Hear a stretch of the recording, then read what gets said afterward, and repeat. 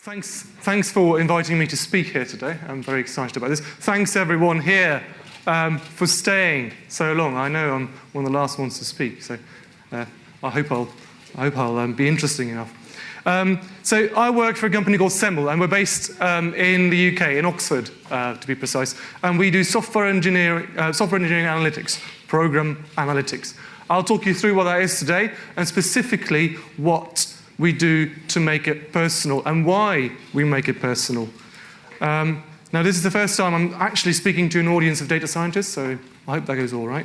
I really enjoyed seeing the other talks yesterday. It allowed me to adjust a little bit, and I hope I'll be able to answer your questions in the slides, and otherwise just come and talk to me afterwards. Now, let's make this a bit lighter, a bit less corporate. I'm talking to you about a new product that we're about to release. It's called Coding Stars. Well, that's the working title, really. It's a cloud service for personal program analysis. It is free for all open source projects. Now, what we're doing at the moment is actually importing roughly the whole of GitHub to analyze the source code you've all written on it. So that's going to be interesting for us, for you, hopefully. So we're in private beta at the moment. Release is imminent, sort of Q2. Should be good. And I'll talk you through what program analysis is. But first, why do we do this? Why do we want to know about the quality of code? Because we're passionate about it.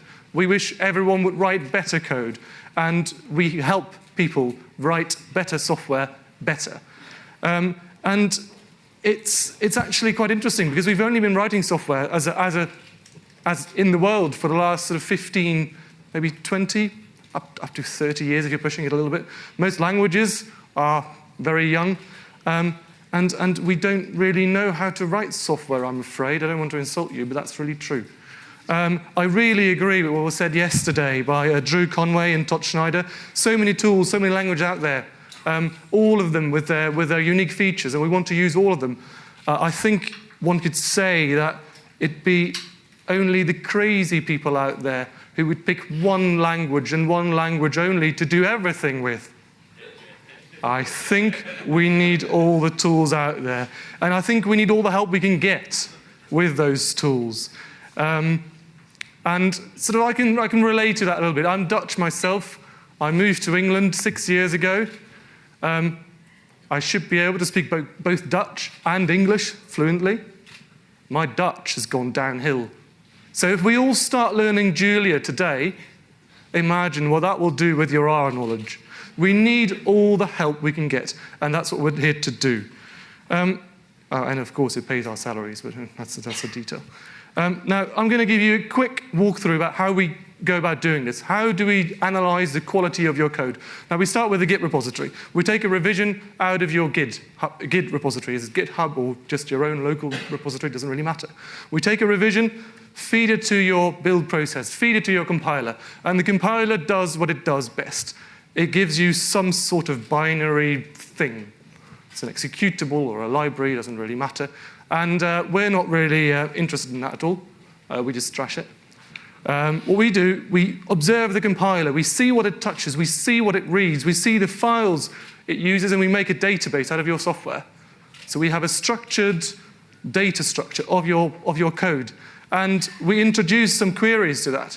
We have a query language that allows you to write queries over code. So the code is our database. I'll show you in a bit how that works. Every one of those queries is basically looking for a piece of code that is faulty, that is a bug, that is not quite what you want. So we get what we call a list of alerts. And we know where the problems in your code are. Now, what's this alert? This list of alerts? The short answer is it's a bug, or it's a violation of good coding practice. It's almost always something you didn't intend to do. So this is an example. This bug I found in OpenStack, which is a sort of a cloud, open source cloud service for computing things. I don't quite know what it is. It's written in Python, that I know. And this is one of the sort of the things I found in OpenStack designate. And we see the same key defined in a dict 3 times. It's called key, and it's defined 3 times. So that's really silly. And Python will let you do that. No one will ever see it unless you test your code, and most people don't test their code accurately anyway. So we flag it up. And I think what was meant was something like this, like a list of dicts where the key was actually a key. So alerts like those are found by queries, and the source code is our database. Every query result is an alert. Up to now, we support 10 different programming languages. We're still sort of adding languages to the mix. We've got over 1,000 queries to search through those code bases, and that works, I think rather well, if I may say so. Now, what does such a query look like? Is this readable? Yeah, it should be. This is an extremely simple one, and this looks very much like SQL. It's a bit sort of object-oriented SQL, really. So from all methods M, we're looking for a method that has a name hash code and has no parameters. This is for Java code, where most people would want to implement a method called hash code with a capital C. And if you don't do that, it doesn't work. But no one will tell you it doesn't work. Your compiler won't go, oh, warning, warning. No, not at all. It will allow you to do that, but you certainly didn't want to do that. So this is a very simple example of such a query. Now I can see you think, could we use grep to do that? Unless you're Jarrett, because then you don't have grep because you're using Windows. Yeah, we do. I was hoping you weren't there, really. But I'll show you later on very more advanced examples of those queries that get more complex and that really won't be answerable by grep. Let me go back. Let's take a step back. What are we going to do with those lists of alerts? It only gets interesting to me, personally, as a data scientist, when I look at those things over time. So rather than analyzing one revision of your Git repository, we'll just do all of them, one by one. Takes it a bit of time, but it's all right. And you get something like this. And you get something that is the orange line. Let's ignore the stuff at the bottom. The orange line shows you your code quality. And that's something I believe no one else will do. This is code quality over time for OpenStack Nova, which is also a Python project. And the black line is the net lines of code that we analyze over time. And this is since May 2010 till December of last year. And you can see all sorts of interesting things from here, and I'll show you a demo later. Most interestingly, the project has gotten better. You can see how the problems sort of skyrocketed through here and then flattened out. And now they're at this plateau. And things are going well in OpenStack Nova. More interestingly, you can compare other projects. So this is all of the OpenStack modules. So you see Nova on the far right in blue. The size of the circle indicates how much effort was put into this project. So how many lines of code were changed. On the horizontal axis, you see the number of lines of code in a project. So further to the right is a bigger project. And the number of alerts are on the y-axis. So Cinder, yeah, it's quite big. It's not doing so well. And that's a problem. We've taught them this, by the way. This is not news this is not new to any of them. We taught them this a few months ago. And they're looking into it. And it becomes even more interesting to me, again, as a data scientist, if we make it personal. People don't like that, but we do. We know the Git history. We know every committer. We know who's changed what. So we know exactly what sort of code you write. Again, lines of code contributed on the horizontal axis, net number of alerts on the y-axis. So that means that if you're in the bottom right, you've added a lot of code, and you've not introduced a lot of alerts, which is really good. If you're on the top left, you've deleted a lot of code and introduced alerts while you were doing so. Well, then you should be very worried. Funnily enough, open source projects, you rarely see people up here. You look at our commercial customers. We find it funny, they don't find it funny.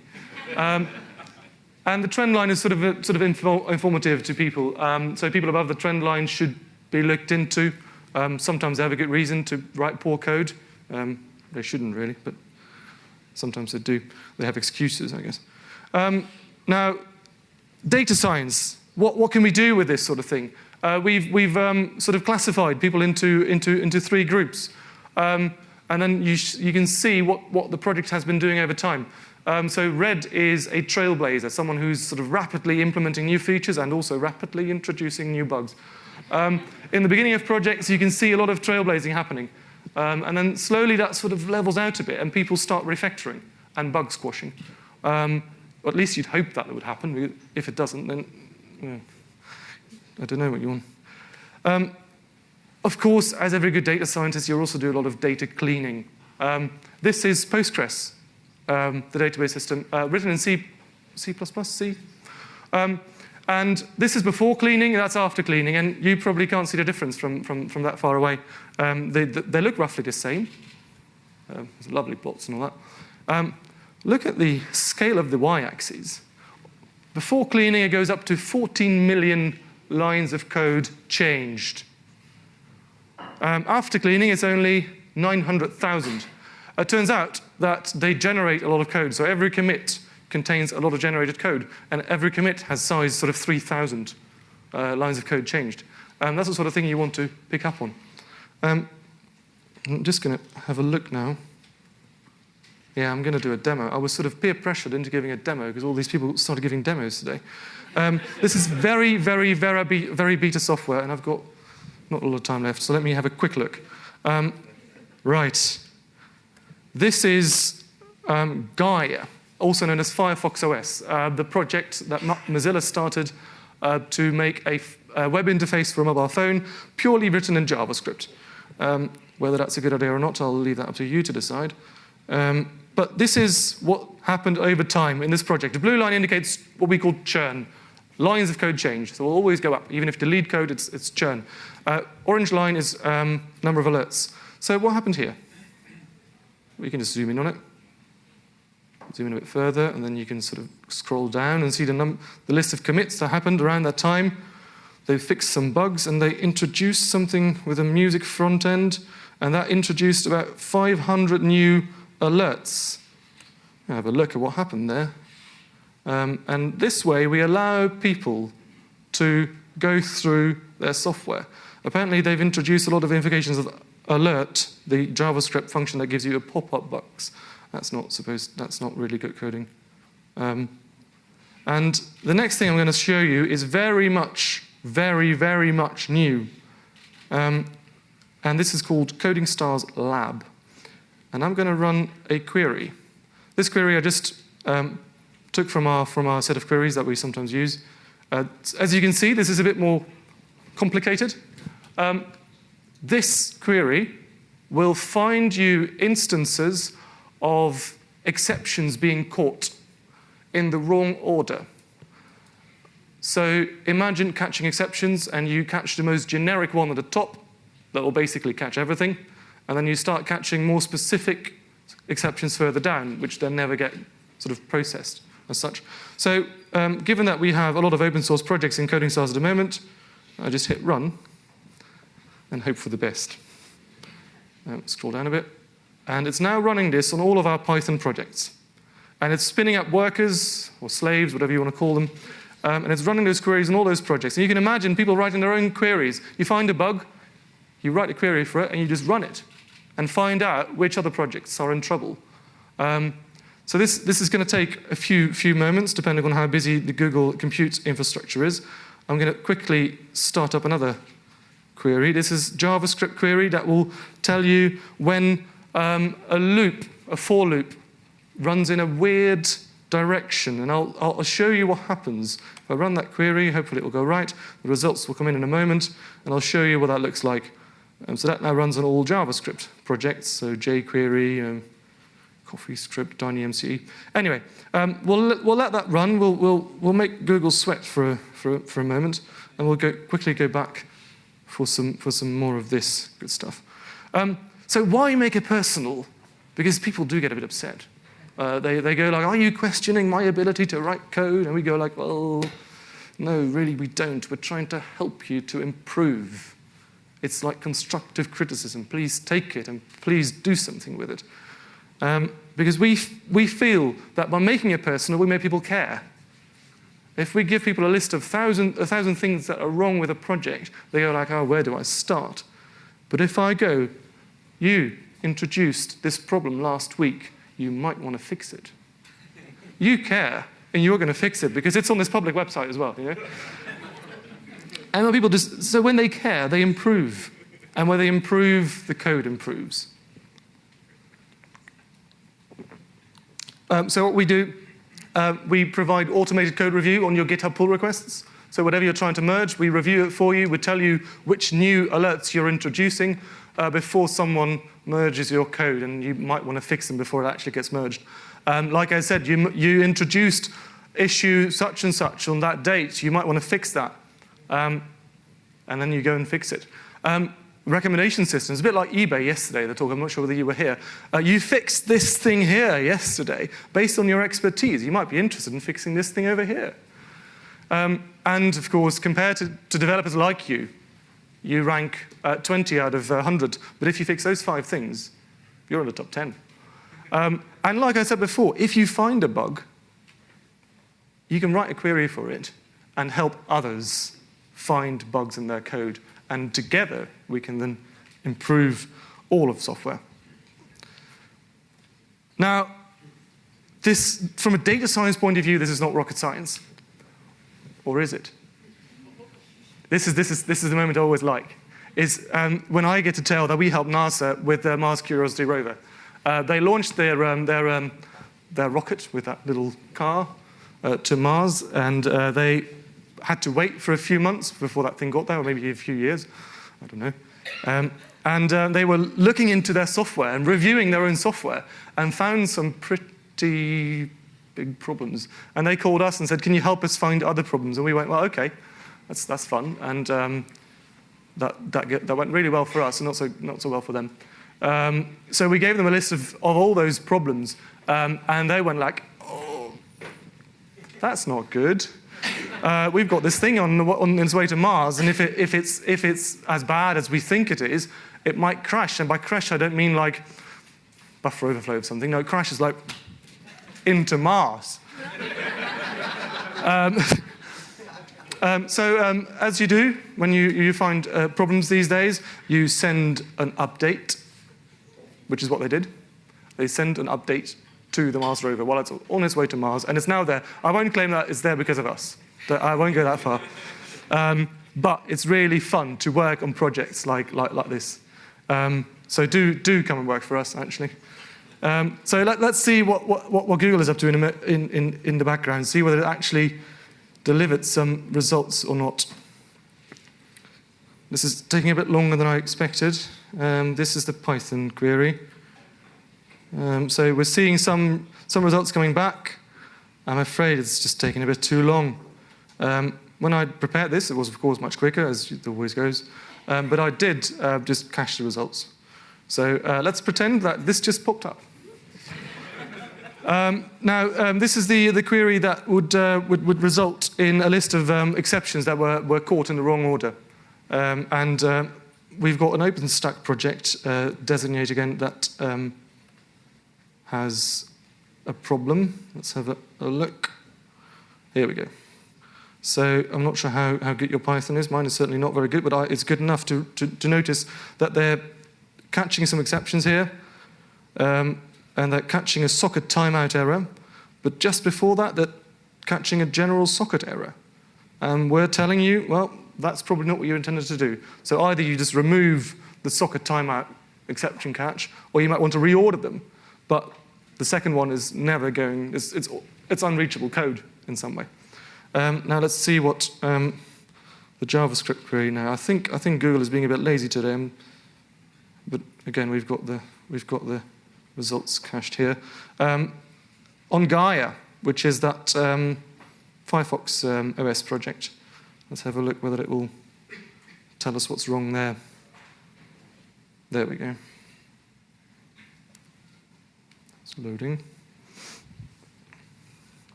There we go. So here we see a for loop that's initialized, that starts at j equals y plus 1. It runs until j reaches strudel length, but every step it decreases j. So this is silly. This for loop is never going to end. And they've never noticed it. So that's the sort of thing we'll find with queries. And you can write those queries yourself and find bugs, and it's amazing. So if you're interested in early access to Coding Stars, let me know. Just drop me an email, talk to me in the bar. If you're interested in having your own open source project analyzed, do let me know, because we'll do it, and it'll be done soon. And if you're interested in working for us in New York, San Francisco, Oxford in the UK, or in Copenhagen, Denmark, do let me know too. Thank you very much.